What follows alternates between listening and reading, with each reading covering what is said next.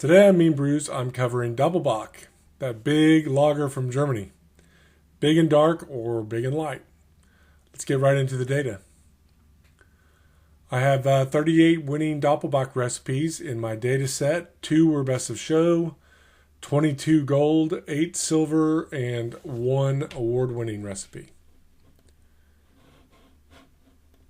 BJCP is style 9A, a strong, rich, and very malty German lager that can have both pale and dark variants. When I look at the data, both the stability and the variation are somewhat evolving, yet not really towards majorly so. So we're seeing some change over time and some differences between recipes, but not a lot. And I'll go through the changes in the slide pack. For the original gravity, BJCP has a big range from down here 1.072 up to 1.112, and they pretty much stayed right within the range for BJCP. The average was 1.088. However, we are seeing a slight increase over time. Kind of see 2 different data sets here. One back in the late 90s, early 2000s, and then recently from really 2010 on, you're almost seeing a different curve.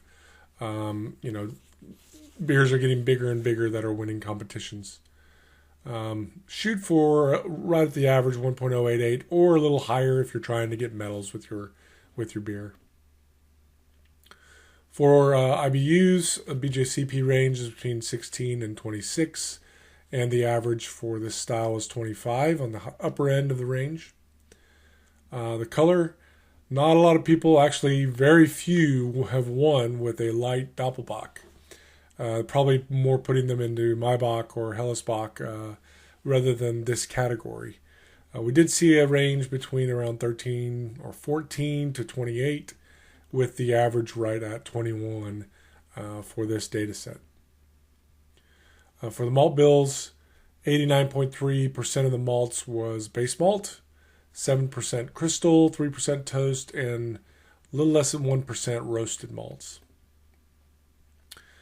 Base malts had 5 different variants. 92% of the recipes used a light Munich at an average rate of around 53% of the grist. The next most prominent was Pilsner malt. 79% of the recipes used a Pilsner malt at an average of 29, but can be used all the way up to 82%. So big sweeps here, both for the light Munich and for the Pilsner. Dark Munich, this is Munich 2 if you use environment yeast. 37% of the recipes used a dark Munich at an average of 30% of the grist. Vienna was the next most prominent. 29% of the recipes used a Vienna malt. It's right at the threshold where I would use it on for my recipe, which I will use a Vienna in mine at an average rate of 20% of the grist. And then wheat malt, just a few recipes, right around 12% of the recipes used a wheat malt. I'm not going to include it in my data set. 13% used wheat at an average of 8% of the grist. Another busy slide, but here I've plotted Vienna, dark Munich, and Pilsner. All 3 are kind of changing with time. The usage of Pilsner is going down. I wouldn't read into these percentages. These percentages aren't right. These are pounds per 5 gallons. So just look at the trends. The trend of Pilsner is going down over time, while the usage of Vienna and dark Munich is going up. I think light Munich pretty much stayed the same. For crystal malts, a big proportion, 71% of the recipes used either a Cara Munich, mostly Cara Munichs, or a medium crystal malt at an average of about 7% of the grist. And the others were just, light crystal, special V, dark crystal, or carapils. Not enough to really warrant. If you want to add some complexity to this beer, choose, some of the darker crystal malts in very small proportions, 2, 3, or 4% of the grist. Just add a little bit of complexity, but not enough to really stand out to say this has to be used. In fact, Cara Munich looks like it's being used more and more over time from 1999 to today. So take that When you are devising your recipe, just have a look at this slide and make sure that you're using somewhere around 5 or 6%. Actually, 7 is the average. So right around 8% of the grist. Just to note, these points here where they use 0 or no amounts of Cara Munich aren't reflected in this 7%. These are if they use that malt. So I think we're seeing the usage go up with time still. So you might use a little more. If I took these data sets out, the plot would go a little bit higher than this. So shoot for around 7 to 10% of Crystal 60 or Cara Munich in your recipe. For roast and toast malts, we're seeing chocolate or a Carafa special or a Carafa. 45% of the recipes are using Carafa or chocolate at an average of 1.4% of the grist. This is just to bring some color into the beer. We also see a Melanoidin. 34% of the recipes are using Melanoidin. We'll talk about this later, what this is for. Typically, it's to replace the flavors you get from a decoction mash. But some interesting data on people decocting with and without melanoidin that I'll present later. Aromatic is the next most prominent. I didn't plot the numbers here. Aromatic, biscuit, and melanoidin are all from kind of the same family.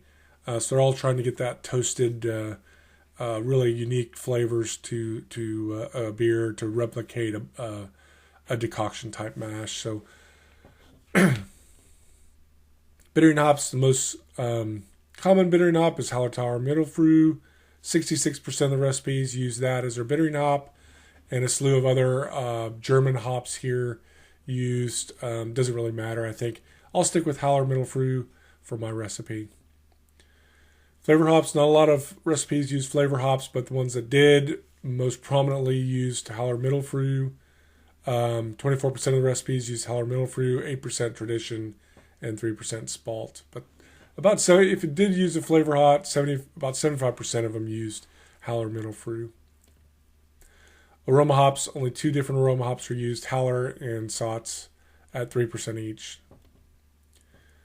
Looking at the rate of late hop additions, 34% of the recipes used a flavor hop, only 5% used an aroma hop. And they both averaged at around 0.12 ounce per gallon or 0.9 grams per liter. I will use a flavor hop in my recipe at the end, but I will not use an aroma hop. This is an interesting one. It's showing the blue curve is the usage of flavor hops over time, and the orange curve is the rate of flavor hops over time. And although we're seeing fewer and fewer recipes use a flavor hop, if they are using them, they're using it in a much higher proportion. So I kind of think these cancel themselves out. So I will use a flavor hop in mine, and I'll use the average that I presented previously. Mash type, we're see almost split, a third decoction, a third single infusion, a third step mash. Very interesting. This was the slide I was talking about before. When I look at the decoction mashes, and if they included melanoidin in their grist, surprisingly, 5 recipes out of the 12 used melanoidin and performed a decoction mash. I find that very interesting. Really shows that those decoction type flavors are essential in this style, and you really need to emphasize those with this with a Doppelbock. For the mash rest, 7% of the recipes did an acid rest at an average of 106 degrees Fahrenheit or 41 Celsius for an average of around 30 minutes. We had 43% did a protein rest at 126 Fahrenheit or 52 Celsius for an average of 20 minutes. 27% of the recipes did a beta rest at an average of 144 Fahrenheit or 62 Celsius for about 36-minute average. And almost all the recipes did an alpha rest, 155 degree average or 68 Celsius for about 55 minutes. This is the Hochkurs, hopefully I'm saying that correctly. People corrected me last time. Hochkurs mash, doing a 140 is in 150 mash to get very fermentable wort.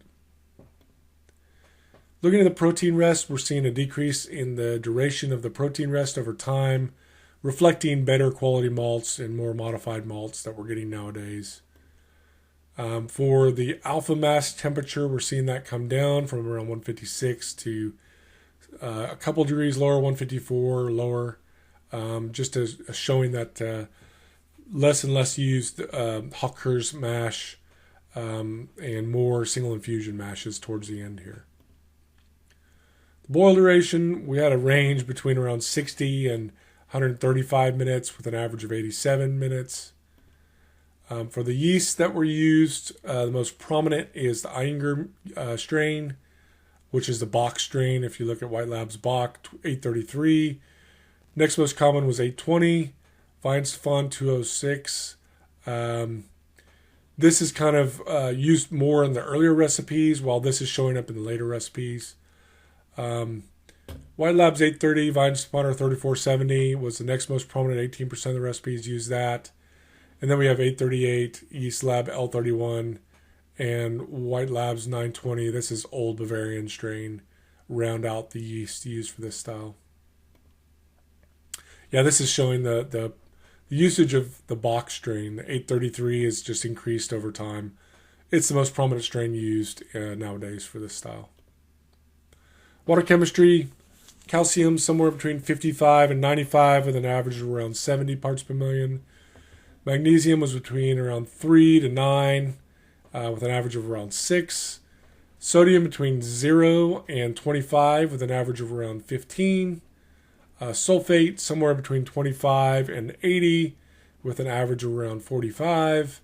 And chloride somewhere around 52 to 110 or 105 really, with an average of around 70. I'm going to shoot for the averages for these in my recipe. Fermentation temperature, the average fermentation temperature was 50.4 Fahrenheit or 10.2 Celsius, with a range between 45 and 55, interestingly. Pretty big range for a lager strain. Lager duration, a new slide here for this one. I thought this was important for this style. As short as 21 days and as much as 120 days with an average of 72 days of lagering was the average for this style of beer. Other variables, carbonation volumes was right at 2.42, and the average mash pH was 5.41. All right, on to the recipe. For the grist, I'm going to use Munich 1 from Weyermann, 48.6%. Next, I'm going to use Pilsner malt from Weyermann at 23.7%. Munich 2 from Weyermann, 11.2%. Cara Munich 3, 7%. Vienna, right around 6%. Melanoidin, I'm not going to do a decoction. Melanoidin at 3%. Carafa Special 3 at 0.7%. I'm going to get 21.4 IBUs in my 90-minute boil with Haller Mittelfrüh, and I'm going to add 0.12 ounce per gallon or 0.9 grams per liter of Haller Mittelfrüh at 15 minutes. And I'm going to use the Bock lager yeast White Labs 833. Original gravity of 1.088, shoot for 25 IBUs, right on the means. Water chemistry, this is what Brewfather spit out when I tried to hit those averages. 62 parts per million calcium, 4 parts per million magnesium, 6 parts per million sodium, 44 parts per million sulfate, and 72 parts per million chloride. I'm going to adjust my mash to 5.41 pH. And I'm going to do a step mash. I'm going to do protein rest at 126 Fahrenheit or 52 Celsius for 15 minutes. I'm going to do a Hockers mash, 144 Fahrenheit or 62 Celsius for 30 minutes. And then jump up to 155 Fahrenheit or 68 Celsius for 50 minutes. Mash out, sparge, and boil as usual, or boil until you hit your volume and the gravity that you're trying to reach. Usually these take a lot of volume to sparge, to extract all the sugars and to get any sort of efficiency out of these large grain bills. I'm going to chill to 48, oxygenate pitch, and I'm going to do a starter that is around, I'm going to multiple ramp up starter to 1 liter per gallon of batch. So if I'm doing a 5 gallon batch, I'm going to do a 5 liter starter. and do as many steps as it takes per the calculators to get me to that point. That's going to give me the pitch rate I need to ferment this beer. I'm going to ferment at 50 and raise to 62 when I'm about 5 points from the anticipated final gravity. I'm going to hold it there for 3 days, and I'm going to slowly, incrementally cool it to lager temps just to get the yeast out of suspension, transfer it to a lagering vessel or a keg, and lager it for 10 weeks or more. And then I'm going to bottle at or keg at 2.41 volumes and serve. Hopefully win a medal. That's it for today. And next recipe, we're going to put another poll up, or I'm going to let you vote, actually. I'll put it in the comments for this video. Put in there what style you want to see next, and whoever gets the most thumbs up, we're going to do that style next. That's it for today. Please subscribe and hit that little notification button. It really helps me out on getting my my subscriber count up and getting noticed by other homebrewers. The more people like the videos, the more homebrewers will see them and hopefully learn from them. Thanks for tuning in. Bye-bye.